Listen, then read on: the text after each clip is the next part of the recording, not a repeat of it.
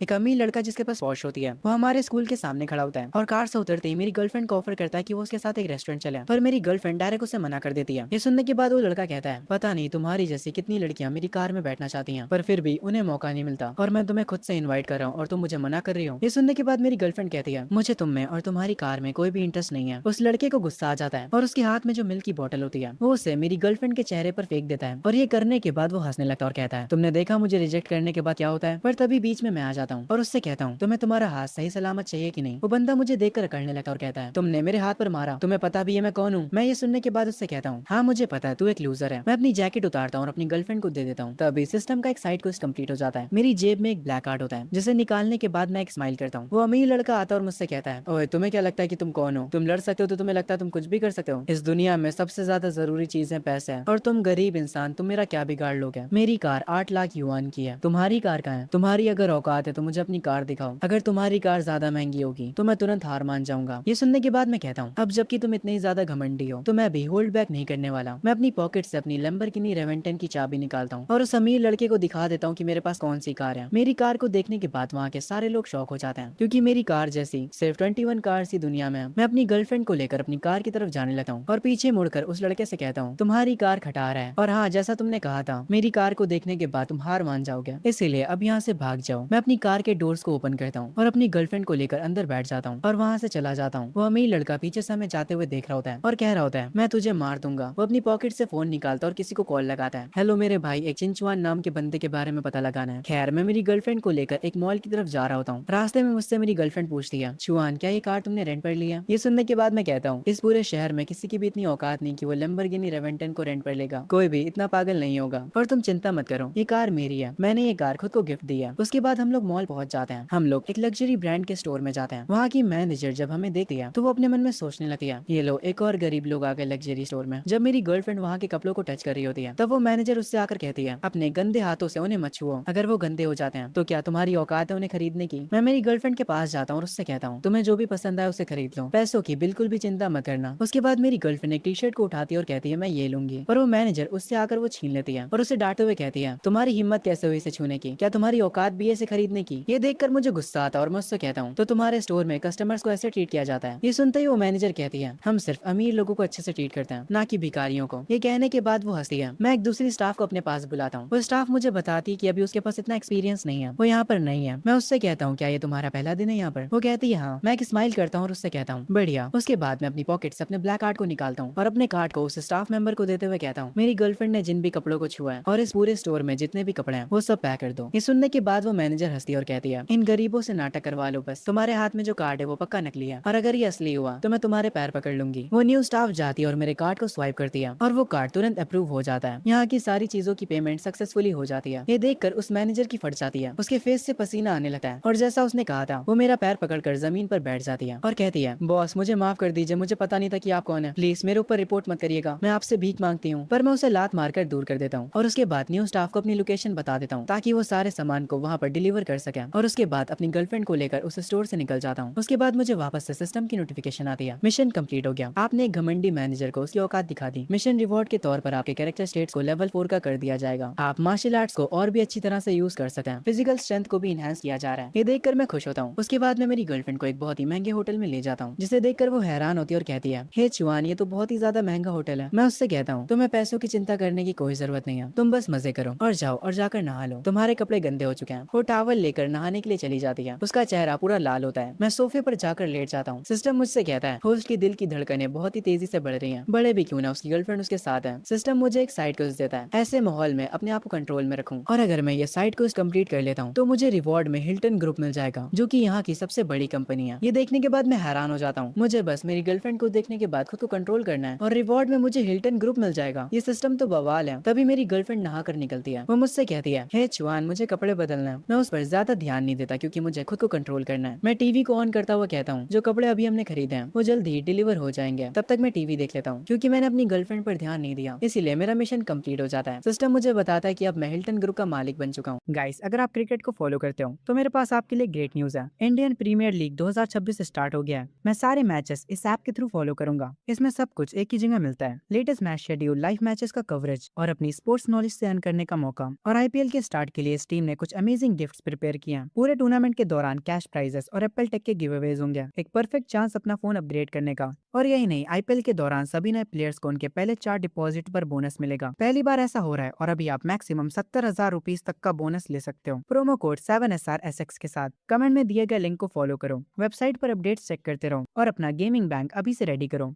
थोड़ी देर बाद Hilton group की एक सेक्रेटरी मेरे होटल में आती है और मुझसे कहती है कि आप ही मिस्टर चिंचुआन हैं। मैं उससे कहता हूँ हाँ मैं ही हूँ, तुम अंदर आ जाओ। वो मुझे कुछ डॉक्यूमेंट्स देते हुए कहती है मैं हिल्टन ग्रुप की सेक्रेटरी हूँ, ये कंपनी का ट्रांसफर एग्रीमेंट है, प्लीज इस पर साइन कर दीजिए। मैं साइन कर देता हूँ और उस कागज को फेंक देता हूँ। ये देखने के बाद वो सेक्रेटरी अपने मन में कहती है इस होटल का पूरा माहौल देखने के बाद मुझे समझ आ गया, तुम बस एक बिगड़े हुए लड़के हो जिससे लड़कियों के अलावा और कुछ नहीं पसंद। किसने सोचा था कि तुम अचानक से हिल्टन ग्रुप के मालिक बन जाओगे। खैर आगे वो सेक्रेटरी कहती है मिस्टर चुआन, ग्रुप में एक इंपॉर्टेंट मीटिंग जल्दी ही होने वाली है, आपका वहाँ पर होना जरूरी है। पर ये सुनने के बाद मैं कहता हूँ मेरे पास छोटी मोटी चीजों के लिए टाइम नहीं है, किसी मैनेजर को कह दो कि वो सब हैंडल कर ले और अब से मुझे परेशान मत करना। ये सुनने के बाद वो सेक्रेटरी अपने मन में कहने लगी है इसने हिल्टन ग्रुप को छोटी मोटी चीजें कहा, ये इस पूरी कंट्री की सबसे बड़ी कंपनी है। आगे मैं उस सेक्रेटरी से कहता हूँ क्या तुम्हारे पास और कुछ बताने के लिए है? अगर तुम्हारे पास बताने के लिए कुछ नहीं बचा है तो तुम यहाँ से जा सकती हो, मुझे और मेरी गर्लफ्रेंड को डिस्टर्ब मत करो। ये सुनने के बाद उस सेक्रेटरी को गुस्सा आता है, वो मुझे एरोगेंट बोलती है और अपने मन में मुझे गालियां देते हुए यहाँ से चली जाती है। उसे ऐसे देखकर मैं कहता हूँ ये औरत काफी गुस्सैल है पर इसका फिगर काफी अच्छा है। उसके बाद मेरी गर्लफ्रेंड आकर मुझसे पूछती है ये औरत जो यहाँ पर आई थी वो कौन है। मैं उसे बताता हूँ कोई भी नहीं, बस एक वर्कर, चलो इस होटल के रेस्टोरेंट चलते हैं खाना खाने। आगे हम लोग उस बहुत ही लग्जरी रेस्टोरेंट में जाते हैं पर वहाँ का जो गार्ड होता है वो हमें रोक लेता है। वो मुझे बताता है कि एक फॉरेनर अमीर आदमी ने इस पूरे रेस्टोरेंट को ऑलरेडी बुक कर रखा है और ये जगह सिर्फ अमीरों के लिए है। मैं उससे कहता हूँ ये तुम्हारा कैसा बकवास रूल है। वो गार्ड मुझसे कहता है सर वो फॉरेनर हमारे इंटरनेशनल गेस्ट हैं, हमें उनके कल्चर की रिस्पेक्ट करनी चाहिए, आप लोग तो यहाँ के लोकल लोग हैं। उसी रेस्टोरेंट में एक स्ट्रीमर डिनर कर रही होती है और वो ये बात सुन लेती है, उसे काफी गुस्सा आता है। वो तुरंत उस गार्ड के पास जाती है और कहती है ये यहाँ का कैसा डबल स्टैंडर्ड है, तुम हमारी खुद की कंट्री के लोगों को अच्छे से ट्रीट नहीं कर रहे हो और बाहर के लोगों को इतने अच्छे से ट्रीट कर रहे हो। वो लड़की ये सब लाइव स्ट्रीम पर बताती है और ये सुनने के बाद लाइव स्ट्रीम पर जितने भी व्यूवर्स होते हैं उन सबको काफी गुस्सा आता है। वहाँ का स्टाफ कह रहा होता है इसे रिकॉर्ड करना बंद करो। तभी ये हंगामा देखते हुए तुरंत वहाँ का मैनेजर यहाँ आता है और उस एम्प्लॉय को एक लात मारता है और मेरे पास आकर अपना सर झुकाता है और उस एम्प्लॉय से कहता है तुम पागल हो क्या, ये हमारे सबसे खास मेहमान है मिस्टर चिंचुआन, जल्दी इनसे माफी मांगो। ये सुनने के बाद मैं कहता हूँ माफी मांगने की कोई जरूरत नहीं है। पता नहीं क्यों मुझे देखने के बाद उस रेस्टोरेंट के सारे अमीर लोग जल जाते हैं। एक मोटा अमीर आदमी कहता है इस रेस्टोरेंट के स्टैंडर्ड कितने लो हो चुके हैं, अब गरीब लोग भी हमारे साथ बैठकर डिनर करेंगे। तभी मेरे पास एक वेटर आता है और मुझे मेन्यू पकड़ाता है। मैं उससे कहता हूँ यहाँ पर जो भी सबसे बढ़िया उसे लेकर आओ। ये सुनने के बाद वो वेटर कहता है सर यहाँ का सबसे बढ़िया आइटम 2 लाख युआन तक जाता है। मैं उससे कहता हूँ तुम्हें क्या लगता है कि मैं उसे अफोर्ड नहीं कर सकता। वेटर कहता है नहीं नहीं सर मेरा वो मतलब नहीं था, वैसे आप ड्रिंक्स में क्या लेना चाहेंगे। वही अमीर आदमी जो की मेरी टेबल के आगे बैठा होता है वो कहता है उससे पूछने में अपना वक्त क्यों बर्बाद कर रहे हो, उसके लिए स्प्राइट ले आओ और क्या। मैं उस आदमी की बातों पर ध्यान नहीं देता और कहता हूँ 2 बोटल्स ले आओ 1974 की रोमेनी कॉन्टी की। ये सुनने के बाद वो आदमी जो की पानी पी रहा होता है उसके मुंह से पानी तक बाहर आ जाता है। वो अपनी उंगली को मेरी तरफ पॉइंट आउट करते हुए कहता है तुमने जो अभी अभी ड्रिंक ऑर्डर करी है उसका टोटल 4,80,000 युआन होता है, क्या तुम्हारी इतनी औकात भी है। मेरी गर्लफ्रेंड मुझसे कहती है चुआन ये सच में काफी महंगी ड्रिंक है, इससे रहने देते हैं। मैं अपनी गर्लफ्रेंड से कहता हूँ अगर तुम्हारे पास पैसे हैं तो कोई भी चीज महंगी नहीं है। हम उसी स्ट्रीमर को देखते हैं जिसे हमने पहले देखा था। वो लाइव स्ट्रीम कर रही होती है और अपने मन में कह रही होती है मुझे अभी तक कोई भी सुपर चैट नहीं आई है। मैं अपना फोन खोलता हूँ और उसी लड़की की लाइव स्ट्रीम को देखने लग जाता हूँ क्योंकि यही वो लड़की थी जो कि मेरे लिए खड़ी हुई थी, तो मैं इसे एक छोटा सा गिफ्ट तो दे ही सकता हूँ। जैसे ही मैं ये सोचता हूँ तुरंत मुझे सिस्टम पर एक क्वेस्ट मिल जाता है, आपको इसे अच्छे से शुक्रिया बोलना है और 1 लाख की सुपर चैट्स भेजनी है। इसके रिवॉर्ड में आपको 1 लाख टिकटॉक कार्निवल्स मिलेंगे। आपको इस स्ट्रीमर को नंबर 1 स्ट्रीमर बनाना है। ये देखने के बाद मैं अपने मन में कहता हूँ 1 लाख की सुपर चैट्स करते करते मेरे हाथ दुख जाएंगे, फिर भी कोई ना, चलो इस स्ट्रीमर को नंबर 1 स्ट्रीमर बनाते हैं। मैं उस स्ट्रीमर को सुपर चैट्स भेजना स्टार्ट कर देता हूँ। ये देखकर वो स्ट्रीमर खुश हो जाती है और मुझे शुक्रिया बोलने लगती है, पर ये तो सिर्फ शुरुआत है। मैं उसे बार बार सुपर चैट्स भेजता जाता हूँ। मैं उसे इतनी सुपर चैट्स भेजे जा रहा होता हूँ कि उसकी पूरी स्क्रीन गिफ्ट से भर जाती है। ये देखकर वो बहुत ही ज्यादा हैरान हो जाती है। मैं अभी भी रुकता नहीं हूँ और बार बार सुपर चैट्स किए जा रहा था। वो स्ट्रीमर मुझे बार बार शुक्रिया बोलने लगती है। जिस प्लेटफॉर्म पर वो स्ट्रीम कर रहे होते हैं वहाँ का सिस्टम क्रैश होने लगता है। जो वहाँ के एम्प्लॉइज होते हैं वो कह रहे होते हैं कि सिस्टम ओवरलोड हो चुका है। दूसरा एम्प्लॉय बताता है किसी लाइव स्ट्रीम पर कोई भर भर के गिफ्ट्स भेज रहा है, सिस्टम इतनी सारी सुपर चैट्स को हैंडल नहीं कर पा रहा है। सिस्टम इतना ज्यादा ओवरलोड हो जाता है कि उन लोगों को बैकअप सर्वर्स पर स्विच करना पड़ता है। वो लोग समझ जाते हैं कि कोई पैसों में अंधा आदमी ये सब कर रहा है। मैंने अभी तक सिर्फ 154 गिफ्ट्स ही भेजे हैं और अभी से मेरा हाथ दुखने लगा है। अभी भी बहुत सारे गिफ्ट्स बचे हैं, ये कितना ज्यादा मुश्किल है। तभी मेरी गर्लफ्रेंड को कॉल आता है, उससे अर्जेंटली कहीं पर जाना होगा। मैं उससे कहता हूँ ठीक है मैं तुम्हें वहाँ पर छोड़ दूंगा, पर मेरी गर्लफ्रेंड कहती है तुम चिंता मत करो मैं कैब से चली जाऊंगी। मैं उससे कहता हूँ ठीक है सही से जाना। उसके बाद मैं वहाँ के मैनेजर को बुलाता हूँ क्योंकि हम दोनों ने उन ड्रिंक्स को अभी तक नहीं पिया होता, इसीलिए मैं उस मैनेजर से कहता हूँ वहाँ पर जो लाइव स्ट्रीमर बैठी है ये बोटल्स उसे दे दो और उससे कहना कि मेरे लिए बोलने के लिए तुम्हारा शुक्रिया। मैनेजर वैसे ही करता है जैसा मैंने कहा था। वो उन बोटल्स को उठाता है और उस लाइव स्ट्रीमर की तरफ जाने लगता है। वो जाकर वो बोटल्स को उस लाइव स्ट्रीमर को देते हुए कहता है, मिस्टर चिंचुआन ने आपके लिए ये भेजा है। वो आपका शुक्रिया बोलना चाहते हैं, उनके लिए बोलने के लिए। ये देखकर वो स्ट्रीमर हैरान हो जाती है। वो अपनी चैट से पूछती है, चैट आखिर ये किस तरह की वाइन है? उसके जो व्यूवर्स होते हैं वो उसे बताते हैं, ये सबसे महंगी वाइन है, रोमेनी कॉन्टी 1974। इसकी 2 बोटल्स का प्राइस 4,80,000 युआन है। ये सुनने के बाद वो स्ट्रीमर खामोश हो जाती है। मैं उस रेस्टोरेंट से निकल जाता हूँ और अपनी रेवेंटन को ड्राइव कर रहा होता हूँ। तभी मैं नोटिस करता हूँ कि ये कार मेरा पीछा कर रही है। मैं अपनी कार की स्पीड बढ़ाता हूँ पर वो कार बार बार मेरी कार पर ठोकर मारे जा रही होती है। मैं सब समझ जाता हूँ कि ये कार मेरे पीछे किसने भेजी है। ये पक्का कल वाला वही अमीर लड़का होगा। मैं अपनी कार की स्पीड को और तेज करता हूँ और कहता हूँ, अगर तुम खेलना चाहते हो तो आओ चलो खेलते हैं। हमारी कार की स्पीड की वजह से हमारी कार बार बार आपस में टकरा रही होती है। उसकी वजह से आखिर में हमारी कार बहुत ही जोर से टक्कर खाती है। मेरी और उसकी कार जाकर डिवाइडर से टकरा जाती है। पता नहीं कब वो बंदा अपनी कार से निकलकर वहाँ से भाग जाता है। सारे लोग इस एक्सीडेंट को देख रहे होते हैं पर सबसे ज्यादा जिस चीज पर उनका ध्यान होता है वो मेरी कार पर होता है। सब लोग काफी हैरान होते हैं और कहते हैं, ये तो लैम्बोर्गिनी रेवेंटन है, एक 15 मिलियन की कार। क्या इस कार का ओनर ठीक होगा? मैं बिल्कुल ठीक होता हूँ क्योंकि सिस्टम की वजह से मेरी बॉडी ऑलरेडी इनहेंस हो चुकी है। मैं उस कार का डोर खोलकर बाहर आता हूँ। मुझे देखकर सब लोग हैरान हो जाते हैं क्योंकि मैं काम होकर अपनी कार पर बैठा हूँ और अपना फोन बाहर निकालता हूँ। मुझे ऐसा काम देखकर वो सब हैरान थे। वो लोग कह रहे होते हैं, ये बंदा गॉड तो नहीं है? ये बंदा कितना ज्यादा अमीर है, इसकी कार पूरी तरह से तबाह हो चुकी है और ये आराम से बैठकर फोन चला रहा है। क्या सारे अमीर लोग ऐसे ही होते हैं? तभी भीड़ में से एक रिपोर्टर निकल कर आती है। वो मुझसे कहती है, सर मैं एक न्यूज रिपोर्टर हूँ, क्या आप मुझे बता सकते हैं कि यहाँ पर अभी क्या हुआ है और क्या आप ठीक हैं? मैं उससे कहता हूँ, हाँ मैं बिल्कुल ठीक हूँ, ये बस एक छोटा सा एक्सीडेंट है। वो रिपोर्टर मुझसे कहती है, आपकी कार लैम्बोर्गिनी रेवेंटन है, आपको बुरा नहीं लग रहा कि ये पूरी तरह से टूट गई? मैं उससे कहता हूँ, ये वैसे भी थोड़ी पुरानी हो गई थी और ये कार मुझे इतनी पसंद भी नहीं है। मैं उस रिपोर्टर से कहता हूँ, बस अब बहुत बातें हो गई। उसके बाद मैं कैब को बुलाता हूँ और उस कैब में बैठकर यहाँ से जाने लगता हूँ। वो रिपोर्टर पीछे से कह रही होती है,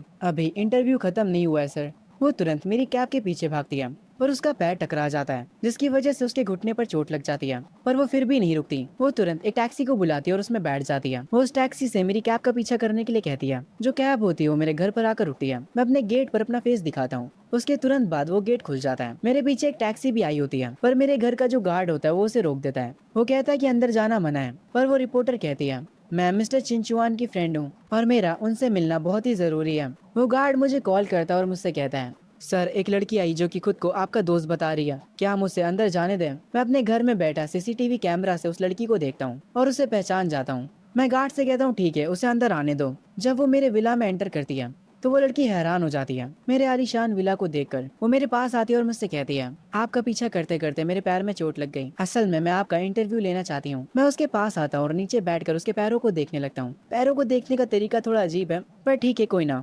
वो मुझसे कहती है कि आप क्या कर रहे हैं? मैं उससे कहता हूँ, शांत रहो, अगर तुम अपनी चोट को और बढ़ाना नहीं चाहती हो। मैं उसे घर के अंदर ले जाता हूँ, उसे सोफे पर बैठाता हूँ और एक मेडिसिन बॉक्स लेकर आता हूँ। मैं उससे कहता हूँ कि अपनी स्टॉकिंग्स को उतार दे ताकि मैं उसकी चोट पर दवाई लगा सकूं। वो काफी हैरान होती है। मैं उससे कहता हूँ, जल्दी करो मुझे सोना भी है। वो अपनी स्टॉकिंग्स को थोड़ा नीचे करती है। उसके बाद मैं उसकी चोट पर मेडिसिन लगाता हूँ और मेडिसिन लगाने के बाद मैं उससे कहता हूँ, इंटरव्यू को भूल जाओ, मुझे स्पॉटलाइट में आना पसंद नहीं है। वो लड़की उठकर मुझसे कहती है, पर सर अगर मैंने ये इंटरव्यू नहीं लिया तो मेरी जॉब खतरे में आ जाएगी। मैं उससे कहता हूँ, आखिर तुम्हारी इस जॉब की सैलरी कितनी है? वो कहती है 20,000। मैं उससे कहता हूँ, अपनी उस जॉब को भूल जाओ, मेरा ये घर बहुत ही ज्यादा बड़ा है, मुझे मेरे घर के लिए एक हाउसकीपर चाहिए। अब से तुम यहाँ की हाउसकीपर हो, तुम्हें सैलरी में 1 लाख युआन मिलेंगे और साथ ही में तुम यहाँ पर रह भी सकती हो। 1 लाख महीना सुनकर वो लड़की हैरान हो जाती है। तभी मुझे सिस्टम पर एक और मिशन आता है। आपका मिशन एक्टिवेट हो चुका है, गोल्डन हाउस ब्यूटी। अगर आप हाउसकीपर को हायर कर लेते हैं तो आपको रिवॉर्ड में लाइफ एसेंस की एक बोतल मिलेगी जिससे सारी बीमारियां ठीक हो सकती हैं,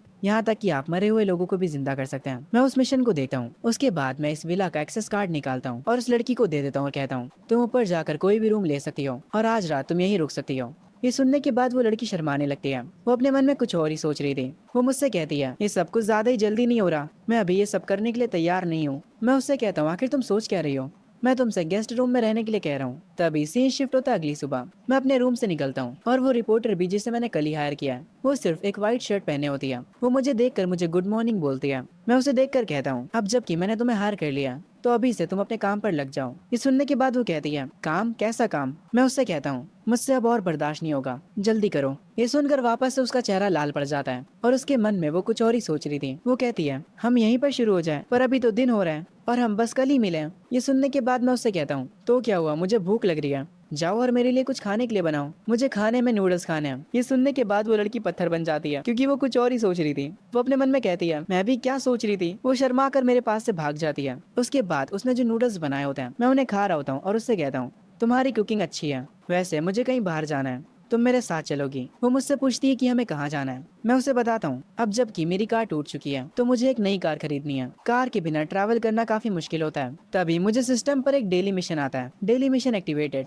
आप अपनी हाउसकीपर की सर्विस को एंजॉय करिए। और क्योंकि मैं पहले से उसके बनाए खाने को खा रहा होता हूँ इसका मतलब हुआ कि मैं उसकी सर्विस को एंजॉय कर रहा हूँ, इसीलिए वो मिशन तुरंत कंप्लीट हो जाता है। और इसके रिवॉर्ड में मुझे BMW की डीलरशिप मिल जाती है, मतलब अब BMW का शोरूम भी मेरा है। ये देखकर मैं हल्की सी स्माइल करता हूँ। उसके बाद मैं और मेरी हाउसकीपर एक टैक्सी में बैठकर BMW के शोरूम में आते हैं। पर जैसे ही हम उस शोरूम के अंदर जाते हैं वहाँ की एक स्टाफ हमें देखकर भागते हुए आती है और कहती है ओए बिना परमिशन के तुम लोग कुछ भी छूना मत, ये बहुत ही ज्यादा महंगी कार्स हैं। अगर गलती से भी तुमसे कोई भी कार पर स्क्रैच लग जाता है तो तुम अपनी पूरी जिंदगी उसके पैसे भरते रह जाओगे। पर मैं उस स्टाफ की बात पर ध्यान नहीं देता और एक कार को जाकर चेक करने लगता हूँ। और मैं अपनी हाउसकीपर से कहता हूँ ये कार काफी बढ़िया है, तुम इस कार का इस्तेमाल कर सकती हो ग्रोसरीज लाने में। ये सुनकर मेरी हाउसकीपर हैरान हो जाती है और कहती है ग्रोसरीज लाने के लिए इतनी महंगी कार। ये सुनकर वहाँ की स्टाफ हंसने लगती है और कहती है तुम लोग क्या मजाक कर रहे हो, BMW M4 को तुम इस्तेमाल करोगे ग्रोसरीज लाने के लिए। तभी उस शोरूम का मैनेजर आता है और वो भी ये बात सुन लेता है। वो मुझसे कहता है बच्चे अपना नाटक कहीं और जाकर करना। मैं उस मैनेजर से कहता हूँ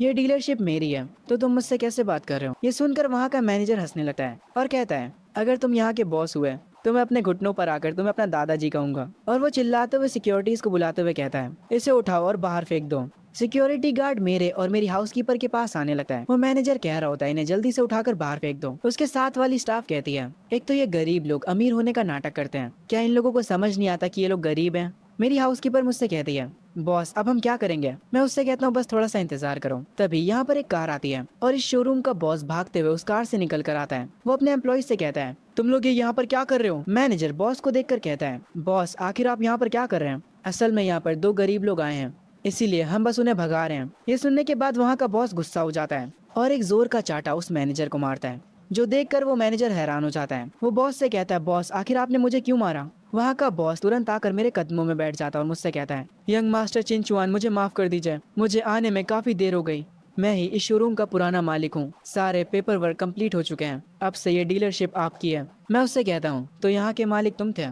खैर जैसे ही मैनेजर ये सारी चीजें सुनता है उसके चेहरे से पसीना छूटने लगता है। मेरी हाउसकीपर कह रही होती है मेरे बॉस ने यहाँ की डीलरशिप ही खरीद ली। वहाँ का जो पुराना बॉस होता है वो वहाँ के स्टाफ पर चिल्लाता है। मैनेजर तुरंत अपने घुटनों पर आ जाता है। पुराना बॉस चिल्लाते हुए कहता है ये पूरी डीलरशिप मिस्टर चिंचुआन की है और तुमने उनसे बदतमीजी से बात की। वो मैनेजर अपनी गलती की माफी मांग रहा होता है। मैं हंसते हुए इससे कहता हूँ ओए तुमने तो कहा था कि तुम अपने घुटनों पर बैठकर मुझे दादाजी बोलोगे। वो मैनेजर अपने घुटनों पर बैठकर कहता है दादाजी प्लीज मुझे माफ कर दीजिए, मुझे नहीं पता था कि आप कौन हैं। और वो जो स्टाफ लेडी होती है वो भी मुझसे माफी मांगने लगती है। मैं उनसे कहता हूँ मेरा कोई भी इरादा नहीं है तुम दोनों को माफ करने का। उसके बाद मैं वहाँ के पुराने बॉस से कहता हूँ ये दोनों अब मुझे यहाँ पर दिखाई नहीं देने चाहिए, इन्हें नौकरी से निकाल दो। वो लोग रोते हुए अभी भी माफी मांग रहे होते हैं। वहाँ का पुराना बॉस कहता है जैसा आप कहे यंग मास्टर, मैं इन्हें तुरंत नौकरी से निकाल देता हूँ और इन्हें ब्लैक लिस्ट भी कर देता हूँ। इन दोनों को अब कहीं भी काम नहीं मिलेगा। सिक्योरिटी उन दोनों को उठाकर बाहर फेंकने के लिए ले जा रही होती है। वो लोग अभी भी मुझे दादाजी बुला रहे होते हैं और मुझसे माफी मांग रहे होते हैं। जो कार मैंने पसंद करी थी उस कार की चाबी मैं पुराने बॉस से ले लेता हूँ और उससे अपनी हाउसकीपर को दे देता हूँ और उससे कहता हूँ ये लो तुम्हारी ग्रोसरी कार। वैसे मुझे भी एक कार चाहिए ताकि मैं अपने स्कूल जा सकूँ। वहाँ का बॉस मुझे कार्स दिखाने लगता और कहता है यंग मास्टर हमारे पास BMW A8 पड़ी है, क्या आप उसे देखना चाहेंगे। मेरी हाउसकीपर अभी भी शौक में होती है कि सिर्फ ग्रोसरीज खरीदने के लिए मैंने उसे इतनी महंगी कार दिला दी। खैर आगे मैं उस BMW A8 को परचेज कर लेता हूँ और अपने स्कूल के लिए निकल जाता हूँ। तभी सिस्टम से मुझे एक मिशन मिलता है, मुझे 30 मिनट के अंदर स्कूल पहुँचना है और इसके रिवॉर्ड में मुझे एक प्राइवेट जेट मिलेगा। यार ये कितना खतरनाक सिस्टम है, छोटे छोटे मिशन के बदले इतने महंगे रिवॉर्ड्स। खैर मैं इस रिवॉर्ड को देखकर थोड़ा खुश हो जाता हूँ। तभी एक अमीर लड़का अपनी कार को लेकर मेरे क्लोज आता है। वो मुझसे कहता है ओए तेरी कार काफी बढ़िया है, मेरी कार के साथ रेस लगाना चाहेगा। जो भी हारेगा वो जीतने वाले को डैड बुलाएगा। मैं उस लड़के से कहता हूँ मेरे पास बच्चों वाला गेम खेलने के लिए टाइम नहीं है। वो लड़का मेरे से आगे निकल जाता है। खैर मैं 30 मिनट के अंदर अपने स्कूल पहुंच जाता हूँ, इसीलिए सिस्टम का मिशन कंप्लीट हो जाता है। सिस्टम मुझे बताता है कि इंटरनेशनल एयरपोर्ट पर मेरा प्राइवेट जेट खड़ा है। मैं ये देखकर स्माइल करता हूँ, पर तभी मैं देखता हूँ जो लड़का मुझे रास्ते में मिला था वो स्कूल के पार्किंग गार्ड को परेशान कर रहा होता है। वो लड़का उस पार्किंग गार्ड को लात भी मारता है। वो सिर्फ उसे इसलिए मारे जा रहा था क्योंकि उस गार्ड ने बस इतना कहा था कि आप अपनी कार को दूसरी जगह पार्क कर लें। वो अमीर लड़का रुकता ही नहीं है और उस गार्ड को मारते हुए कह रहा होता है तुम्हें पता भी है कि मेरे डैड कौन है? तुम्हें आइडिया भी है कि मेरे डैड इस स्कूल में कितना फंड देते हैं? वो पार्किंग गार्ड कह रहा होता है, सर ये फायर लेन है, आप यहाँ पर कार को पार्क नहीं कर सकते हैं। ये सुनकर उस लड़के को और गुस्सा आता है और वो कहता है, तू साले अभी भी मेरे से बहस कर रहा है, तू तो गया अब। वो उस गार्ड को दोबारा से मारने जा रहा होता है, पर मैं टाइम पर आकर उसके पंच को रोक लेता हूँ और उससे कहता हूँ, तेरे में तमीज नाम की कोई चीज नहीं है क्या? अगर तेरे बाप ने तुझे तमीज नहीं सिखाई तो मैं सिखाऊंगा। वो लड़का मुझे देखकर हैरान हो जाता है और कहता है, अबे चिंचुआन, तुझ में इतना एटीट्यूड कब से आ गया? तुझे पता है ना मेरे डैड कौन है? ये सुनने के बाद मैं उसे एक और थप्पड़ मारता हूँ और उससे कहता हूँ, जिसे बुलाना है बुला कर ले आ, मुझे किसी से डर नहीं लगता। वो अमीर लड़का कहता है, मुझे मारने की तुम्हारी औकात कैसे हुई? मैं अभी तुम्हें इस स्कूल से निकलवा दूंगा, मैं तुम्हारी पूरी फैमिली को बर्बाद कर दूंगा। ये कहकर वो अमीर लड़का चला जाता है। पार्किंग गार्ड मुझसे कहते हैं, बच्चे तुम्हारे लिए अच्छा होगा कि तुम यहाँ से भाग जाओ, ये लड़का जून है, वांडा ग्रुप का वारिस। मैं पार्किंग गार्ड से कहता हूँ, आप टेंशन मत लीजिए, सब ठीक है। उसके बाद मैं अपने दोस्तों के पास जाता हूँ। मेरा एक दोस्त बताता है कि जब मैं जून को मार रहा था तब मेरी वीडियो किसी ने बना ली थी और वो इंटरनेट पर वायरल हो चुकी है। मेरा एक दोस्त कहता है, यार तूने बिना सोचे समझे ये क्या कर लिया? जून का डैड काफी अमीर आदमी है। तभी मेरा एक टीचर भागते हुए आता है और मुझसे कहता है, चिंचुआन तुम एक बहुत बड़ी मुसीबत में हो, जून तुम्हें स्कूल से निकलवा रहा है, वो चाहता है कि तुम उसके सामने घुटनों पर बैठकर उससे माफी मांगो। ये सुनने के बाद मैं कहता हूँ, माफी मांगू और मैं? वो टीचर मुझे बताता है, तुम्हें 1 मिलियन जुर्माना भी देना पड़ सकता है। ये सुनने के तुरंत बाद मेरे सारे दोस्त अपनी सेविंग्स मुझे देने लगते हैं। वो ये नहीं चाहते थे कि जून मुझे स्कूल से निकलवा दें।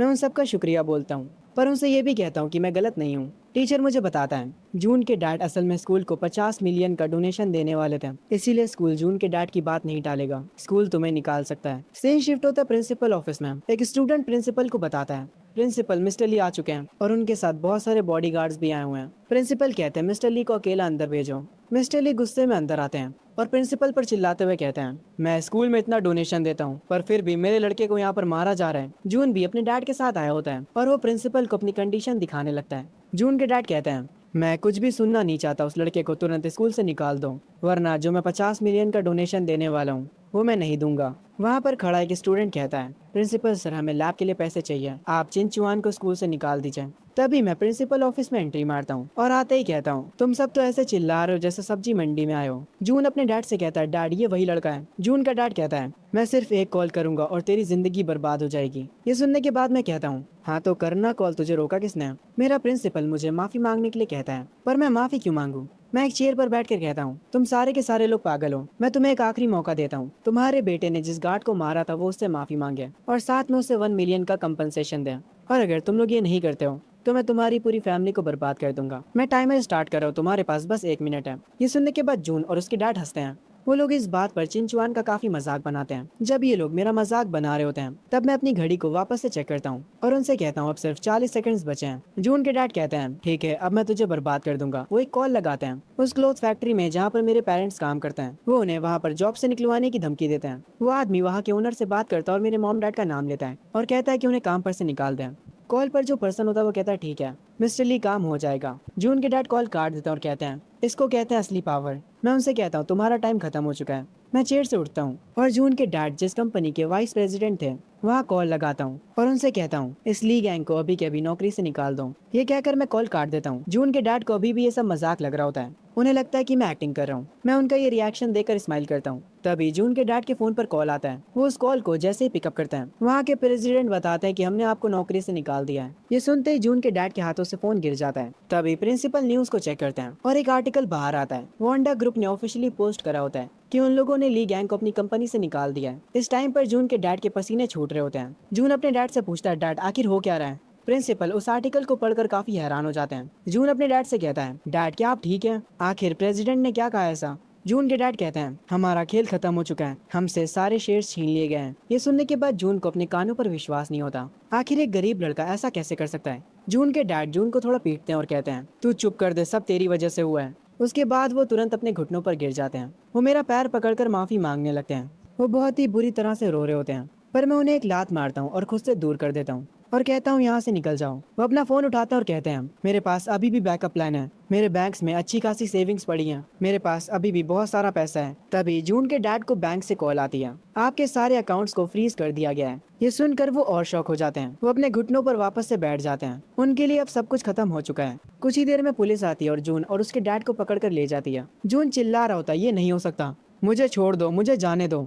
पर प्रिंसिपल काफी उदास लग रहे होते हैं और उसके बाद वो मुझसे जाने के लिए कहते हैं। मैं प्रिंसिपल से पूछता हूँ कि आखिरकार आप क्यों परेशान हैं। वो मुझे बताते हैं कि जून के डैड 50 मिलियन स्कूल को देने वाले थे, पर अब ऐसा नहीं हो सकता। ये सुनने के बाद मैं कहता हूँ वो बस 50 मिलियन ही तो देने वाले थे, इसमें इतनी उदास होने वाली क्या बात है। आप मुझे अपना अकाउंट नंबर दीजिए। प्रिंसिपल ये सुनकर थोड़ा हैरान होते हैं, पर वो मुझे अपना अकाउंट नंबर दे देते हैं। उनका अकाउंट नंबर लेने के बाद मैं 100 मिलियन उन्हें ट्रांसफर कर देता हूँ। प्रिंसिपल ये देखकर हैरान हो जाते हैं। मैं प्रिंसिपल ऑफिस से निकलते हुए कहता हूँ, अगली बार किसी अमीर आदमी को किसी गरीब को परेशान करने मत दीजिएगा। प्रिंसिपल मेरी ये बात ध्यान से सुनते हैं। जब मैं प्रिंसिपल ऑफिस से बाहर निकलता हूँ और कैंपस में चल रहा होता हूँ, तभी मुझे सिस्टम की नोटिफिकेशन आती है, कांग्रेचुलेशन, मिशन कंप्लीट हो चुका है। रिवॉर्ड के तौर पर आपको मिलती है लेवल 1 की मेडिकल मास्टरी। जैसे ये रिवॉर्ड मुझे मिलता है, मेरे दिमाग में मुझे मेडिकल फील्ड से रिलेटेड सब कुछ समझ आने लगता है। मैं दिन ब दिन और ज्यादा ओपी होता जा रहा हूँ। खैर, तभी मैं देखता हूँ आगे एक जगह पर काफी ज्यादा भीड़ जमा होती है। मैं तुरंत वहाँ पर जाता हूँ और देखता हूँ कि एक बूढ़ा आदमी वहाँ पर बेहोश हो चुका होता है। उसकी पोती उसके पास बैठकर रो रही होती है। उसके बॉडीगार्ड्स उस बूढ़े आदमी को उठाने के लिए आते हैं, पर मैं उनसे कहता हूँ इन्हें यहाँ से अभी मत हिलाना, वरना ये मर भी सकते हैं। ये सुनने के बाद उनकी पोती कहती है, क्या तुम कोई डॉक्टर हो? मैं उससे कहता हूँ, हाँ तुम ऐसा कह सकती हो। असल में तुम्हारे दादा मार्शल आर्ट्स की ट्रेनिंग कर रहे थे, इसीलिए इनको की डेविएशन हो चुका है। इनका एनर्जी फ्लो पूरी तरह से उथल पुथल हो चुका है। अगर तुम अभी इन्हें मूव करते हो तो इनकी सारी वेन्स ब्रेक हो जाएंगी। एक बॉडीगार्ड कहता है, आखिर ये बंदा आया कहाँ से है? ओए तू ज्यादा बकवास मत कर, जल्दी एम्बुलेंस यहाँ पर आ जाएगी। ये सुनने के बाद मैं उस बॉडीगार्ड से कहता हूँ, हाँ जब तक एम्बुलेंस आएगी तब तक ये निपट चुके होंगे। उस बॉडीगार्ड को ये सुनकर गुस्सा आता है। मैं अपनी पॉकेट से एक मेडिसिन निकालता हूँ और उन लोगों को साइड हटने के लिए कहता हूँ, पर उनकी पोती मुझसे लड़ने लग जाती है, जिसकी वजह से वो मेडिसिन जमीन पर गिर जाती है और जिस बोतल में वो होती है वो बोतल टूट जाती है। पर क्योंकि ये मेडिसिन मुझे सिस्टम ने दी थी, इसीलिए ये मेडिसिन डायरेक्ट उसके ग्रैंडपा के मुंह में चली जाती है। ये देखकर उनकी पोती डर जाती है और कहती है, तुमने पक्का उन्हें कोई जहर दिया है, मैं अभी तुरंत पुलिस को बुला रही हूँ। पर उसके थोड़ी ही देर में ग्रैंडपा को होश आ जाता है। वो जैसे ही उठते हैं वो तुरंत सिचुएशन को समझ जाते हैं। वो अपनी पोती से कहते हैं, इस लड़के ने मेरी जान बचाई है, तुम इससे बदतमीजी से बात नहीं कर सकती। उसके बाद वो ग्रैंडपा मेरा शुक्रिया अदा करता है। वो मुझे अपना नाम बताता है। उनका नाम कोंगफू होता है। मैं कहता हूँ मेरा नाम चिंचुआन है। उसके बाद उनकी पोती मुझसे माफी मांगती है। वो ग्रैंडपा कहते हैं, तुम्हारी मेडिसिन सच में मैजिकल है, मेरी क्रॉनिक इलनेस तुरंत ही गायब हो गई। मैं उनसे कहता हूँ, उस मेडिसिन से आपकी जान तो बच गई, पर फिर भी आपको डॉक्टर को दिखाना होगा। वो ग्रैंडपा मुझसे कहते हैं, मिस्टर चीन प्लीज मुझे बचा लीजिए, कॉन्ग फैमिली आपको इसके बदले अच्छा रिवॉर्ड देगी। मैं उनसे कहता हूँ ये मेरे मूड पर डिपेंड करता है और उनसे उनका नंबर मांगता हूँ। अगर मैं फ्री हूँगा तो मैं ये काम कर दूंगा। ये कहकर मैं वहाँ से चला जाता हूँ। जब मैं आगे चलते हुए जा रहा होता हूँ, मुझे सिस्टम का नोटिफिकेशन आता है, कांग्रेचुलेशन, मिशन कंप्लीट हो गया, आपने एक पर्सन की जिंदगी बचाई है। इसके रिवॉर्ड में आपको इस शहर का सबसे ज्यादा पॉपुलर नाइट क्लब दिया जा रहा है। ये देखते ही मैं कहता हूँ, ये क्या सिस्टम है यार, अब इसने मुझे एक क्लब का मालिक बना दिया। क्या ये सिस्टम मुझे प्लेबॉय बनाना चाहता है? तभी यहाँ पर भागते हुए मेरी गर्लफ्रेंड आती है और आते ही मुझे गले लगा लेती है। उसकी आंखों से आंसू निकल रहे होते हैं। मैं उससे पूछता हूँ कि वो रो क्यों रही है। वो मुझे बताती है, मैं काफी डरी हुई हूँ, मैंने सुना है कि तुम लीजून के साथ एक प्रॉब्लम में फंस गए हो और यहाँ तक कि उसके डैड ने भी तुम्हें धमकी दी है। मैं अपनी गर्लफ्रेंड के हेड को पेट करता हूँ और उससे कहता हूँ, तुम परेशान मत हो, मैंने सब कुछ हैंडल कर लिया है। तभी यहाँ पर मेरी गर्लफ्रेंड की एक दोस्त आती है और मेरी गर्लफ्रेंड से कहती है, तो क्या ये है तुम्हारा बॉयफ्रेंड? मेरी गर्लफ्रेंड मुझे अपनी उस दोस्त से इंट्रोड्यूस करती है। उसकी दोस्त का ध्यान डायरेक्ट मेरे जूतों की तरफ जाता है, जो कि थोड़े गंदे होते हैं। वो लड़की मुझसे कहती है, मैंने सुना है कि तुम दोनों के पेरेंट्स ही क्लोथ फैक्ट्रीज में काम करते हैं। मैं कहता हूँ, हाँ तुमने सही सुना है। वो लड़की अपने मन में कहती है, मुझे पता था कि ये एक गरीब लड़का है। आगे वो मुझसे कहती है, कल मेरी बर्थडे पार्टी है, तुम दोनों साथ में जरूर आना। मैं उससे पूछता हूँ कि हमें कहाँ आना है। वो लड़की कहती है, स्टारबक्स, एक ऐसी जगह जो तुम लोग अफोर्ड नहीं कर सकते हैं। मेरी गर्लफ्रेंड मेरी तरफ देखती है। मैं उससे कहता हूँ, हाँ ठीक है, मैं चलूंगा तुम्हारे साथ। पर असल में वो लड़की अपने मन में सोच रही होती है, मेरा बॉयफ्रेंड तुम्हारे बॉयफ्रेंड को उसकी औकात दिखा देगा और तुम्हें पता चल जाएगा कि मेरा बॉयफ्रेंड कितना अमीर है और तुम्हारा कितना गरीब। उसके बाद मैं अपने दोस्तों के पास जाता हूँ। मुझे देखकर सब लोग मेरे पास आते हैं और मुझसे पूछने लगते हैं कि क्या मैं ठीक हूँ। मेरे दोस्त कह रहे होते हैं, तुम्हें टेंशन लेने की जरूरत नहीं है, अगर कुछ होता है तो हम तुम्हारे साथ हैं। मैं उनसे कहता हूँ, कोई दिक्कत की बात नहीं है भाइयों, सब ठीक है। ये सुनने के बाद मेरा एक दोस्त कहता है, सब ठीक है, क्या तुम सच कह रहे हो? खैर अगर तुम ठीक हो तो हमें कोई दिक्कत नहीं है, चलो, क्योंकि आज सब कुछ सही गया इसीलिए आज का डिनर मैं कराऊंगा। जैसा मेरे दोस्त ने कहा था, रात में हम सारे दोस्त मिलकर डिनर करने जाते हैं। हम सब वहाँ पर काफी एंजॉय करते हैं। हमारी ये एंजॉयमेंट सिर्फ वहीं तक नहीं रहती। उसके बाद हम सारे लोग एक साथ साइकिल चलाते हुए आगे जाने लगते हैं। हम सारे दोस्त ऐसे ही मजे कर रहे होते हैं, पर तभी हमारे एक दोस्त की साइकिल के ब्रेक्स फेल हो जाते हैं और वो सीधा जाकर एक कार में टकरा जाता है। कार का ओनर बाहर निकलता है और वो काफी ज्यादा गुस्से में होता है। वो मेरे दोस्तों को गालियां देने लगता है, जबकि मेरे दोस्त उससे माफी भी मांगते हैं। वो लोग उस आदमी से कहते हैं कि उसका जो नुकसान हुआ है वो उसे भरने के लिए तैयार है, पर वो आदमी मेरे दोस्तों का मजाक उड़ाने लगता है और उनसे कहता है कि इस कार को रिपेयर कराने की उनकी औकात नहीं है। वो उनसे 6 लाख युआन की डिमांड करता है, वरना वो कहता है कि वो उन्हें नहीं जाने देगा। ये सुनकर मेरा वो दोस्त कहता है 6 लाख युआन में तो सेकंड हैंड कार आ जाएगी, पर वो बंदा कहता है मेरी कार लग्जरी है, मैं नहीं जानता, मुझे पैसे चाहिए। वो मेरे दोस्तों से काफी ज्यादा पैसों की डिमांड करने लगता है। फिर वो आदमी किसी को कॉल लगाता है और उसे यहाँ पर बुलाता है। कुछ देर बाद वो आदमी आ जाता है। वो बंदा काफी ज्यादा तगड़ा होता है। वो आते ही मेरे दोस्तों से और पैसों की डिमांड करने लगता है। वो उनसे 8 लाख युआन मांगता है। मेरा एक दोस्त कहता है कि तुम हमसे जबरदस्ती पैसे नहीं ले सकते हो, पर वो मोटा आदमी मेरे दोस्त को लात मारता है और उसे जमीन पर गिरा देता है। मैं तुरंत मेरे दोस्त के पास आता हूँ।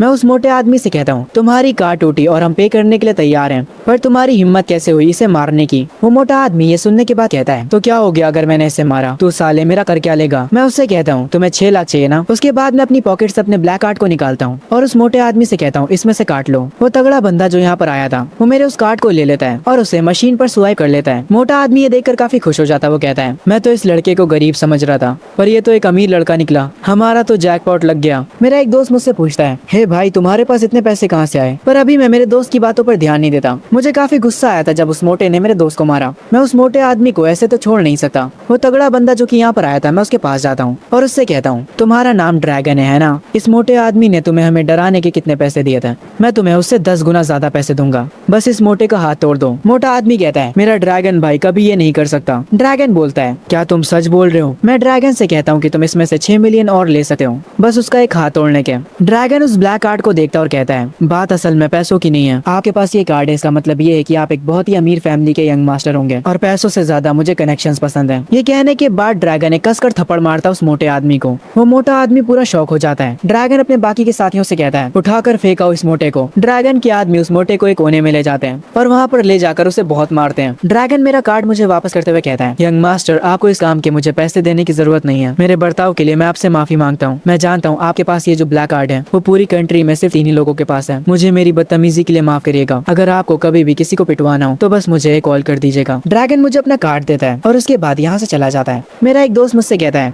मुझे सच बताओ मेरे भाई, तुम एक बहुत ही अमीर इंसान हो पर गरीब होने का नाटक कर रहे थे ताकि हमारी लॉयल्टी टेस्ट कर सको। मैं उनसे कहता हूँ क्या तुम लोग यकीन करोगे अगर मैं कहूँ कि मैं एक लॉटरी जीत गया हूँ। मेरा एक दोस्त कहता है अगर तुम कहोगे कि एलियंस होते हैं मैं तो तुम्हारी उस बात पर भी यकीन कर लूंगा। खैर सीन शिफ्ट होता है। मैं अपनी गर्लफ्रेंड को लेकर आया होता हूँ एक कार खरीदने के लिए। हमारे चारों तरफ लग्जरी कार्स होती हैं। तभी वहाँ की एक स्टाफ आती है, वो हमें ग्रीट करती है। वो हमसे पूछती है कि क्या हमारे पास अपॉइंटमेंट है। मैं उससे कहता हूँ नहीं हमारे पास नहीं है। वो कहती है दिक्कत की कोई बात नहीं है, मैं अभी आपको रजिस्टर कर देती हूँ। मैं उससे कहता हूँ ठीक है। उसके बाद वो मुझे कार्स दिखाना शुरू करती है। वो हमें जो कार दिखा रही होती है उसका प्राइस होता है 2.4 मिलियन। वो हमें बताती है कि इस कार का स्टाइल और इसकी परफॉर्मेंस दोनों ही बढ़िया है। मैं अपनी गर्लफ्रेंड से पूछता हूँ कि उसे यहाँ पर कौन सी कार अच्छी लग रही है। मेरी गर्लफ्रेंड कहती है अगर सच बोलूं तो यहाँ पर कोई भी कार इतनी ज्यादा अच्छी नहीं लग रही। तभी मेरी गर्लफ्रेंड को एक कार पसंद आ जाती है। वो मुझे जल्दी से उस कार के पास ले जाती है। वो मुझसे कहती है कि उसे ये कार अच्छी लग रही है। आगे वो कहती है तुम पर ये कार बहुत सूट करेगी। वहाँ की एम्प्लॉय आकर बताती है ये लाफरारी है, ये एक टॉप लिमिटेड एडिशन है। मैं उस एम्प्लॉय से पूछता हूँ इस कार का प्राइस क्या है। वो मुझे बताती है स्टार्टिंग प्राइस तो 25 मिलियन है, सारे टैक्स मिलाकर आपको ये 50 मिलियन की मिलेगी। मैं उससे कहता हूँ ठीक है मुझे यही कार चाहिए। ये सुनकर वो एम्प्लॉय शॉक होती है और कहती है सर क्या आप सच कह रहे हैं।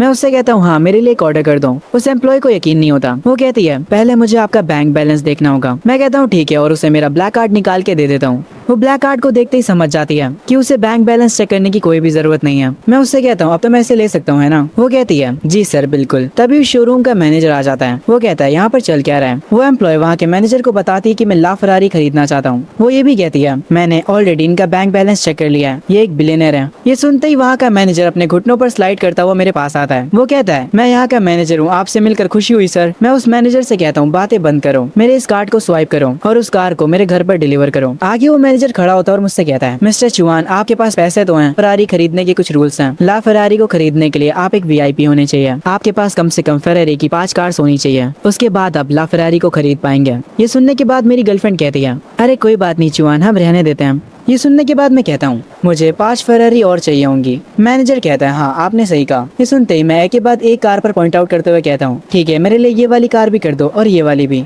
और साथ में ये वाली भी और पीछे जो 2 कार्स हैं मुझे वो भी चाहिए। ये लो मैंने टोटल 5 कारें सेलेक्ट कर ली। अब मेरे कार्ड को स्वाइप करो और जल्दी से पेमेंट कंप्लीट करो, इसके बाद तो मैं ला फरारी ले सकता हूँ है ना। ये सुनने के बाद वहाँ की एम्प्लॉय और वहाँ के मैनेजर दोनों का मुंह खुला का खुला रह जाता है। वो बहुत ही ज्यादा शॉक हो जाते हैं। मैं उनसे कहता हूँ जल्दी पेमेंट करो यार। वहाँ की एम्प्लॉय अपने मन में सोच रही होती है ये कोई आम अमीर इंसान नहीं है बल्कि ये बंदा गॉड ऑफ वेल्थ है। मैनेजर चिल्लाते हुए वहाँ की एम्प्लॉय से कहता है शाओ शाओ जल्दी से जाकर पेपर वर्क हैंडल करो। वहाँ की एम्प्लॉय मुझसे कुछ ज्यादा इंप्रेस हो जाती है। वो मेरे पास आकर कहती है सर क्या आप मुझे वीचैट पर ऐड करना चाहेंगे। ऑफ कोर्स मैं वीचैट पर आपसे कार के बारे में बात करूंगी पर आप मुझे कभी भी मैसेज कर सकते हैं। मैं उससे कहता हूँ नहीं मुझे इसकी कोई नीड नहीं है। ये सुनकर वो एम्प्लॉय थोड़ा गुस्सा होती है। खैर आगे आकर मैनेजर मुझे बताता है यंग मास्टर कार्स को डिलीवर होने में थोड़ा टाइम लगेगा। सारी कार्स की डिलीवरी करने में हमें अराउंड 3 महीने लग सकते हैं। ये सुनने के बाद मैं कहता हूँ मुझे आज कहीं जाना था, बिना कार के मैं वहाँ कैसे जाऊँगा। तभी वहाँ की एम्प्लॉय मुझसे कहती है आप मेरी मर्सिडीज ले जा सकते हैं। मैं उसकी उस मर्सिडीज को ले लेता हूँ और मेरी गर्लफ्रेंड की फ्रेंड की जहाँ पर बर्थडे पार्टी थी मैं उसे वहाँ पर लेकर आ जाता हूँ। जब मैं अपनी कार को बाहर पार्क करता हूँ तो अंदर से मेरी गर्लफ्रेंड की फ्रेंड उस कार को देखती है और उसका बॉयफ्रेंड भी। मेरी गर्लफ्रेंड की फ्रेंड कहती है ये तो मर्सिडीज सी क्लास में आया है, बेचारी मेरी दोस्त का बॉयफ्रेंड कितना गरीब है। ये सुनकर उस लड़की का बॉयफ्रेंड हंसता है और कहता है ऐसा मत कहो बेबी, एक गरीब स्टूडेंट के लिए मर्सिडीज सी क्लास को रेंट करना काफी बड़ी बात है। तभी हम लोग उस कैफे के अंदर आ जाते हैं। मेरी गर्लफ्रेंड की दोस्त मुझसे पूछती है मैंने सुना था कि तुम लोग कार शॉपिंग के लिए गए हो, तो तुमने वहाँ पर जाकर कौन सी साइकिल पसंद की। मेरी गर्लफ्रेंड मुस्कुराते हुए कहती है हमने फेरारी खरीदी है। उसकी फ्रेंड का जो बॉयफ्रेंड होता है ये सुनकर वो कहता है हाँ हाँ तुमने फेरारी का टॉय मॉडल खरीदा है। मेरी गर्लफ्रेंड कहती है मैं सच बोल रही हूँ, चुआन ने ला फेरारी खरीदी है। ये सुनकर वो बंदा हंसने लगता है और एक चश्मे वाला बंदा कहता है तुम्हें पता भी है ला फरारी खरीदने के कुछ रूल्स हैं, उसके लिए तुम्हारे पास 5 फरारी ऑलरेडी होनी चाहिए, क्या तुम्हारे पास वो हैं। ये सुनकर मैं कहता हूँ हमारे पास थी नहीं, इसीलिए हमने 5 फरारी खरीद ली। ये सुनकर वो लोग हंसने लगते हैं। उन लोगों को ये सारी बातें मजाक लग रही होती हैं। मेरी गर्लफ्रेंड की फ्रेंड उससे कहती है शायान क्या तुम्हारा बॉयफ्रेंड पागल हो चुका है। ये सुनकर मेरी गर्लफ्रेंड थोड़ा उदास हो जाती है। तभी वो बंदा अपनी गर्लफ्रेंड को बर्थडे गिफ्ट देता है। वो उससे कहता है हैप्पी बर्थडे चियान, ये है तुम्हारा बर्थडे गिफ्ट लेटेस्ट एलवी का बैग। अपना बर्थडे गिफ्ट देकर चियान काफी खुश हो जाती है। उसका बॉयफ्रेंड मुझसे कहता है अरे हमारे टाइकून चुआन जिसने अभी अभी 6 फरारी खरीदी हैं, वो चियान को बर्थडे पर क्या गिफ्ट देने वाला है। ये सुनकर मैं कहता हूँ मैंने पहले तो कुछ प्लान नहीं किया था कि मैं क्या गिफ्ट दूंगा, पर क्योंकि मैंने अभी अभी 5 फरारी खरीदी हैं ताकि मैं ला फरारी को खरीद सकूं, इसीलिए उन 5 फरारी में से एक मैं तुम्हें दे दूंगा। ये सुनने के बाद चियान कहती है कौन सी फरारी। मैं उसे वो सारे मॉडल्स बताता हूँ जो मैंने खरीदे हैं और उससे कहता हूँ जब कार की डिलीवरी हो जाएगी तब तुम्हें जो पसंद हो वो ले लेना। ये सुनने के बाद चियान कहती है तुम अब कुछ ज्यादा ही लंबी फेंक रहे हो। उसका बॉयफ्रेंड ये सुनकर हंसने लगता है और उसके साथ वाले बाकी लोग भी। एक लड़का मुझसे कहता है हे चुआन क्या तुम्हें फरारी का प्राइस भी पता है। मेरी गर्लफ्रेंड मुझसे कहती है इन लोगों की बातों पर ध्यान मत दो। खैर चियान का बॉयफ्रेंड कहता है अब मेन पार्टी का टाइम हो चुका है, हम सारे लोग मिक्स जा रहे हैं। ये सुनकर चियान काफी खुश हो जाती है क्योंकि मिक्स इस शहर का सबसे बड़ा क्लब है और इन लोगों को अभी ये बात नहीं पता ये क्लब किसी और का नहीं बल्कि हमारे मेन कैरेक्टर का है। खैर चियान का बॉयफ्रेंड कहता है ऑफ कोर्स तुम्हारे बर्थडे पर हम काफी एंजॉय करने वाले हैं। चियान का बॉयफ्रेंड अभी भी मेरा मजाक उड़ाता है। खैर उसके बाद हम सब निकल जाते हैं क्लब के लिए। जब चियान का बॉयफ्रेंड क्लब के सामने अपनी कार को पार्क कर रहा होता है तभी वहाँ का सिक्योरिटी गार्ड आकर उसे बताता है आप इतनी सस्ती कार को क्लब के बाहर खड़ा नहीं कर सकते हैं। चियान का बॉयफ्रेंड कहता है पर मेरी कार जी वैगन है। सिक्योरिटी गार्ड कहता है सर एक बार बाकी की कार्स को तो देखिए, आपकी जी वैगन उनके आगे कुछ भी नहीं है। चियान का बॉयफ्रेंड भी समझ जाता है कि उसकी औकात कितनी है। वो चुपचाप अपनी कार को लेकर बेसमेंट की तरफ निकल जाता है। तभी मैं जाकर फ्रंट पर अपनी कार पार्क करने लगता हूँ। वो सिक्योरिटी गार्ड मेरे पास भी आता है और मुझे रूल्स बताने लगता है। मैं उससे कहता हूँ यहाँ पर जगह खाली है इसलिए मैं यहाँ पर पार्क कर रहा हूँ, आखिर दिक्कत क्या है, ये पूरा क्लब वैसे भी मेरा है। ये सुनकर वो सिक्योरिटी गार्ड कहता है ओए तुम ये क्या बोल रहे हो, मैं तुम्हें पहले ही बता देता हूँ कि यहाँ पर सिर्फ अमीर लोग आते हैं। मैं उस गार्ड से कहता हूँ मेरे से बहस करना बंद कर, मैं अपनी कार को यहीं पर पार्क करूंगा,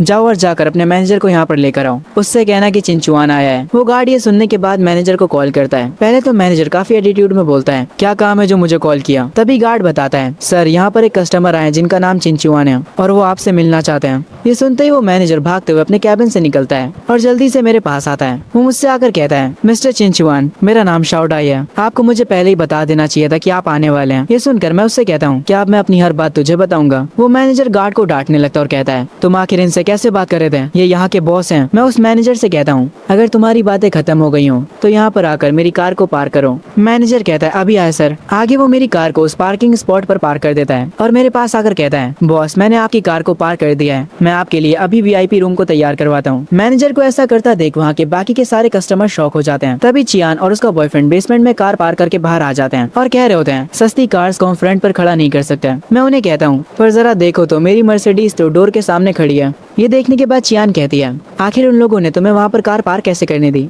मेरी गर्लफ्रेंड कहती है मैंने तुमसे कहा तो कि चियान यहाँ का ओनर है, ये सुनकर चियान का बॉयफ्रेंड वापस से हंसने लगता है। मेरी गर्लफ्रेंड वापस से थोड़ा निराश हो जाती है। उसका बॉयफ्रेंड कहता है, अरे चियान, कुछ दिन बाद तो तू बोलेगा कि तू यहाँ का प्रेसिडेंट है। सब लोग हंसने लगते हैं। तभी चियान का बॉयफ्रेंड अपने एक जानने वाले बंदे से जाकर बात करता है और उससे पूछता है, ब्रदर ली, क्या मेरा टेबल रेडी है? मेरे सारे दोस्त यहाँ आ चुके हैं। पर ब्रदर ली कहता है, आज कोई भी टेबल नहीं बचा। चियान का बॉयफ्रेंड कहता है, पर मैंने तो 2 दिन पहले बुकिंग करी थी ना, तो मेरा टेबल कहाँ गया? वो बंदा कहता है, किसी ने तुम्हारे टेबल के लिए 1 लाख युआन एक्स्ट्रा दे दिया, इसीलिए हमने उसे वो टेबल दे दिया। वैसे भी उस पर्सन के आगे तुम्हारी कोई औकात नहीं थी। क्या तुम खर्चा कर सकते हो 1 लाख युआन? ये सुनने के बाद चियान का बॉयफ्रेंड कहता है, 1 लाख? 50,000 खर्चा करने में ही मेरा दिल दुखने लगता है। पर फिर भी वो उससे कहता है, प्लीज ब्रदरली, हमारे लिए कुछ तो जुगाड़ कर दो, वरना मेरी नाक कट जाएगी। ब्रदरली कहता है, कुछ बाहर सीट्स खाली पड़ी है, तुम उन्हें ले सकते हो, और अब यहाँ से जाओ, मेरे पास और भी कस्टमर्स हैं हैंडल करने के लिए। तुम्हारा शुक्रिया ब्रदरली। उसके बाद वो चियान के पास वापस आता और कहता है, एक बड़े आदमी ने हमसे हमारा टेबल ले लिया है। उसने 2 लाख युआन एक्स्ट्रा देकर वो टेबल ले लिया।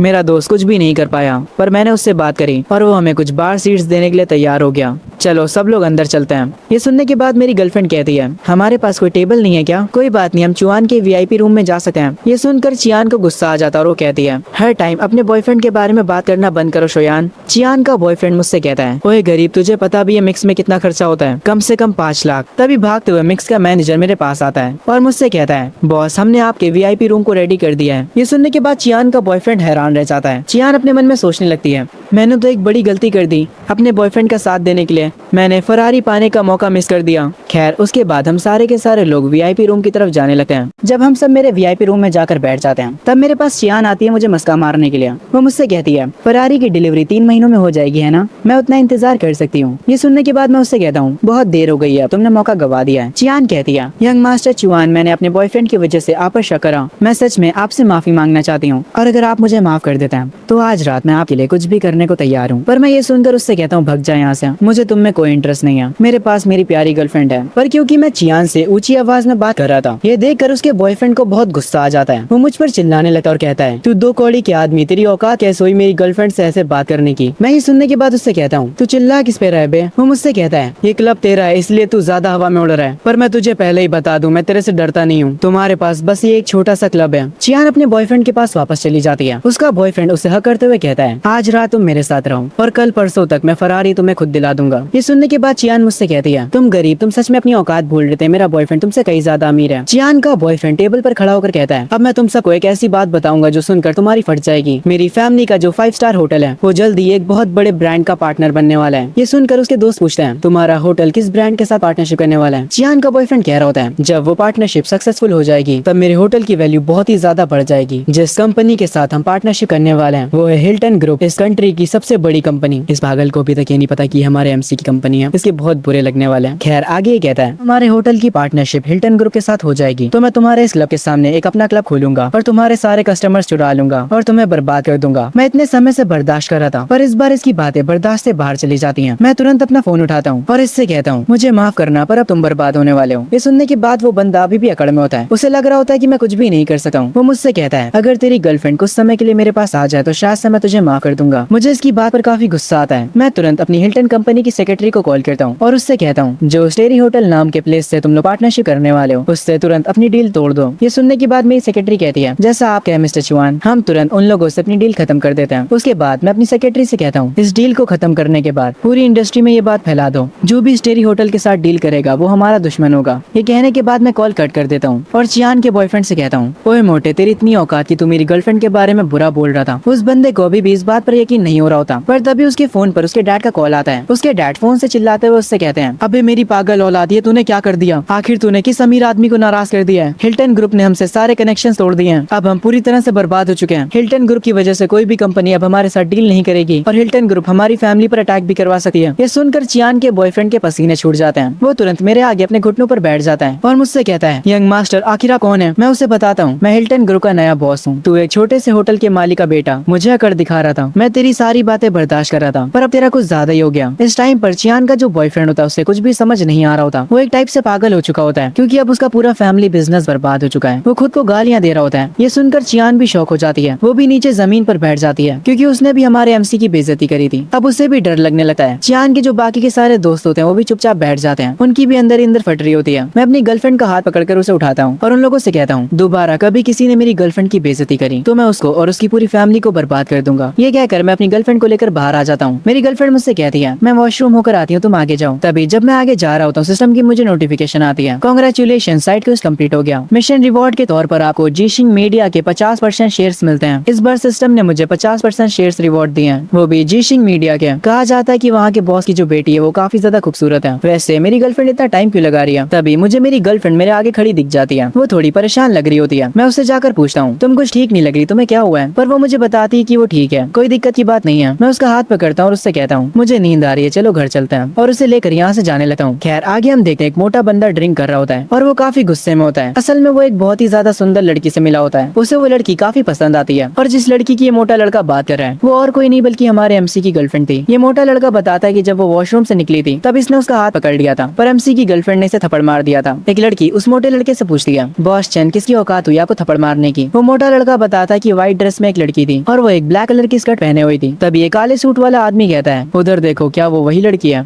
हम देखते हैं वो काले सूट वाला आदमी एमसी की गर्लफ्रेंड पर इशारा करता है। वो मोटा बंदा उसे देखकर कहता है, हाँ ये वही है। और उस लड़की को एमसी के साथ देखने के बाद वो मोटा लड़का कहता है, ये लड़की मुझसे शरीफ होने का नाटक करी थी, पर अब जरा इसे देखो, ये एक लड़के के साथ कहीं जा रही है। वो काले सूट वाला आदमी अपने बंदों से कहता है, मेरे छोटे भाई को वो लड़की पसंद आई है, ओए कुछ लौंडे लेकर जा और उस लड़की को यहाँ पर लेकर आ। मोटा लड़का ये सुनकर कहता है, अरे मेरे भाई ये आइडिया सही नहीं होगा, हम अभी अपने शहर में नहीं है। पर वो काले सूट वाला आदमी कहता है, मेरे होते हुए तुम्हें डरने की कोई जरूरत नहीं है, या फिर तुम्हें लगता है कि मैं ये सब संभाल नहीं सकता? वो मोटा आदमी कहता है, नहीं नहीं भाई, मुझे आप पर पूरा भरोसा है। वो काले सूट वाला आदमी एमसी की गर्लफ्रेंड को लेने के लिए कुछ लौंडे भेज देता है। मैं जो जस्ट अभी अपनी कार में बैठा होता हूँ इस बात से अनजान कि कुछ लोग मेरे पीछे आने वाले हैं। मैं जैसे ही कार को स्टार्ट करता हूँ मैं देखता हूँ मेरे सामने काफी सारे लड़के खड़े हैं। मेरी गर्लफ्रेंड उन लड़कों को देखकर कहती है, क्या ये लड़के उस मोटे आदमी ने भेजे होंगे? मैं कहता हूँ, तुम किस आदमी की बात कर रही हो? वो मुझे सब कुछ बता देती है और उसके बाद वो कहती है, हमें पुलिस को कॉल करनी चाहिए। ये सुनकर मैं मेरी गर्लफ्रेंड से कहता हूँ, तुम परेशान मत हो, मैं बाहर जाकर इन लोगों को संभालता हूँ। ये कहकर मैं उसके हेड को पेट करता हूँ, पर वो मुझे बाहर जाने से रोक रही होती है क्योंकि वो डरी हुई होती है कि मुझे कुछ होना जाए। पर मैं उससे कहता हूँ, कोई दिक्कत की बात नहीं है, मैं सब संभाल लूंगा। ये कहकर मैं कार से बाहर निकलता हूँ और उन लड़कों से कहता हूँ, आखिर तुम यहाँ पर क्या करने आए हो? उन लड़कों का बॉस बोलता है, हमारे बॉस को तुम्हारी गर्लफ्रेंड चाहिए। मैं ये सुनकर कहता हूँ, तुम्हारे बॉस से कह दो कि वो भाड़ में जाए। वो बंदा मुझसे कहता है, हमारे बॉस कोई ऐसे पर्सन नहीं है जिनके साथ तुम पंगे ले सको। ये सुनकर मैं कहता हूँ, हाँ हाँ बुला ले तेरे बॉस को, मैं भी देखता हूँ कौन है। ये सुनकर वो बंदा गुस्सा हो जाता है और वो सारे लड़कों को मेरे ऊपर अटैक करने के लिए भेज देता है। सब लोग मेरे पास मुझे मारने के लिए आते हैं, पर मैं कुछ सेकंड्स भी नहीं लगाता और एक एक करके उन सबको पेल देता हूँ। उनका बॉस ये देखकर हैरान हो जाता है। मैं उससे कहता हूँ, जब बात मार्शल आर्ट्स की हो तो तुम मुझसे पंगा नहीं ले सका। ये सुनकर उस बंदे को गुस्सा आ जाता है और वो अपनी पावर्स को एक्टिवेट कर लेता है। वो मुझे बताता है कि वो क्लास 2 का मार्शल आर्ट आर्टिस्ट है और ये बंदा मुझे क्लास 1 का मार्शल आर्ट आर्टिस्ट समझ रहा है। ये पिटेगा मेरे से। खैर वो बंदा डायरेक्ट मुझ पर अटैक करने के लिए आगे बढ़ता है, पर उसका अटैक मुझे इतना ज्यादा स्लो लगता है कि मैं एक ही हाथ से उसके पंच को रोक लेता हूँ। वो ये देखकर शॉक हो जाता है। उसे लगता है कि मैं भी क्लास 2 का हूँ। उसके बाद वो कहता है कि अब वो अपनी फुल पावर का यूज करेगा। वो अपनी फुल पावर के पास मेरे पास आ रहा होता है। ये देखकर मैं अपने मन में कहता हूँ, अगर तुम अपनी फुल पावर का इस्तेमाल कर रहे हो तो मैं भी होल्ड बैक नहीं करने वाला। इस बंदे को पता नहीं, पर असल में मैं क्लास 4 का मार्शल आर्ट आर्टिस्ट हूँ और अब मैं क्लास 4 की फुल पावर का इस्तेमाल करूंगा। मैं एक बहुत ही जोर से किक उसको मारता हूँ। वो जाकर दूर गिरता है और वहाँ की जमीन में गड्ढा कर देता है। वो काफी जख्मी हो जाता है और मुझसे कहता है, तुम क्लास 2 के मार्शल आर्ट आर्टिस्ट नहीं हो, तुमने मुझसे झूठ बोला। मैं उसके पास आकर कहता हूँ, मैंने तो तुमसे कहा भी नहीं था कि मैं कौन सी क्लास पर हूँ। जैसे जैसे मैं उसके पास जा रहा था उस बंदे को अपनी और मेरी पावर के बीच का डिफरेंस नजर आने लगता है। वो समझ जाता है कि मेरे आगे उसकी कोई भी औकात नहीं है। तभी उस बंदे का बॉस आ जाता है और वो मुझे रुकने के लिए कहता है। वो मेरे पास आकर कहता है, तुम लड़ तो सकते हो पर तुम्हें पता नहीं कि इस दुनिया में पैसा मैटर करता है। मुझे फर्क नहीं पड़ता कि तुम्हारे पास कितनी ताकत है, मैं बस एक कॉल करके तुम्हें तुम्हारी औकात दिखा दूंगा। मेरी एक कॉल से कल तक तुम जेल में हो गए। तुम्हारा खेल तो अब खत्म है बेटे। अगर तुम झुककर मुझसे माफी मांगते हो और अपनी गर्लफ्रेंड को मेरे साथ भेज देते हो तो शायद से मैं तुम्हें माफ कर दूं। मुझे इन लोगों की बातें अब काफी ज्यादा गुस्सा दिला रही होती हैं। जिस बंदे को मैंने कुछ टाइम पहले ही पीटा था वो उठकर कहता है, बॉस एक बार आप इसकी गर्लफ्रेंड को ले जाइए, उसके बाद मैं भी इसको सबक सिखाऊंगा। मुझे इस जमीन पर पड़े बंदे की बात पर गुस्सा आ जाता है। मैं उसके मुंह पर एक खतरनाक लात मारता हूँ। ये देखकर उसका बॉस कहता है, तुमने अब हद पार कर दिया। वो अपनी पॉकेट से अपना फोन निकालता और किसी को कॉल लगाता है। वो अपने कनेक्शन का इस्तेमाल करके पुलिस वाले को यहाँ पर बुलाता है और उसके बाद मुझसे कहता है, अब तुम्हें कोई भी नहीं बचा सकता। कुछ ही देर में वो पुलिस वाला यहाँ पर आ जाता है। वो पुलिस वाला सिगरेट पीते हुए उस काले सूट वाले से कहता है, तुम हर जगह परेशानी खड़ी करते हो यार, अब तुमने मुझे यहाँ पर क्यों बुलाया है? वो आदमी उस पुलिस वाले से कहता है, मैं तो शांति से अपना काम कर रहा था पर एक लड़का मुझे मारने की धमकी दे रहा है। मैं उस पुलिस वाले से कहता हूँ, क्या तुम इस काले सूट वाले की साइड हो? वो काले सूट वाला कहता है, है। मैंने पहले ही कहा था कि अब तुम्हारा खेल खत्म है। वो पुलिस वाला मुझे पकड़ने ही वाला होता है, पर तभी यहाँ पर एक और कार आती है और उस कार से निकलता है एक हेड डिपार्टमेंट का कैप्टन। वो मेरे पास आते हुए कहता है, मिस्टर चुआन मुझे माफ करेगा, मैं थोड़ा लेट हो गया। वैसे मिस्टर चुआन यहाँ पर हो क्या रहे हैं? उस कैप्टन को मुझसे बात करता देख उस पुलिस वाले की फट जाती है। वो कैप्टन भी उस पुलिस वाले को देख लेता है और उससे कहता है, ओए तू यहाँ पर क्या कर रहा है? वो पुलिस वाला कहता है, सर असल में मैं यहाँ पर एक केस को इन्वेस्टिगेट करने के लिए आया था। पर कैप्टन उसे एक थप्पड़ मारता और उससे कहता है, बकवास करना बंद करो, मैंने तुम्हें मिस्टर चुआन से बदतमीजी करते हुए देखा। मैं तुम्हें पहले ही बता देता हूँ कि मिस्टर चुआन ओल्ड मास्टर के खास दोस्त हैं और वो पूरी कॉन्ग फैमिली के मेहमान हैं। ये सुनकर उस पुलिस वाले की फट जाती है और वो कहता है, क्या मैंने एक वीआईपी से दुश्मनी ले ली? कैप्टन बताते हैं, ओल्ड मास्टर आज एक गैदरिंग रख रहे हैं, उन्होंने मुझे मिस्टर चुआन को लेने के लिए भेजा है। कैप्टन मुझसे आकर कहता है, मिस्टर चुआन आपके हिसाब से हमें इन लोगों का क्या करना चाहिए जिन्होंने आपसे बदतमीजी करी है? मैं उससे कहता हूँ, ये लोग मुझे कभी दोबारा दिखाई नहीं देने चाहिए। कैप्टन पुलिस वाले से जाकर कुछ कहता है। कैप्टन जो भी कहता है वो पुलिस वाला अपने कैप्टन की बात मान लेता है। वो पुलिस वाला कहता है कि अब वो उस काले सूट वाले को छोड़ेगा नहीं। वो तुरंत उस काले सूट वाले आदमी को अरेस्ट कर लेता है। वो काले सूट वाला आदमी तुरंत एमसी से माफी मांगने लगता है, वो भी रोते हुए। वो कहता है, यंग मास्टर मुझे पता नहीं था कि मैं किससे भिड़ रहा हूँ, प्लीज मुझे माफ कर दीजिए। मैं पुलिस वाले से कहता हूँ, इसे कम से कम कितने सालों की सजा मिल सकती है? पुलिस वाला कहता है, इस आदमी के ऊपर पहले से काफी केसेस चल रहे हैं, तो कम से कम इसे उम्र कैद होगी। कैप्टन ये सब देखने के बाद कहता है, मिस्टर चुआन अब जब ये सारी चीजें कंप्लीट हो चुकी हैं, तो क्या आप मेरे साथ चलेंगे? मैं अपनी गर्लफ्रेंड के पास जाता हूँ और उससे हक करता हूँ और उससे कहता हूँ, तुम अपने घर जाओ और अपना ध्यान रखना।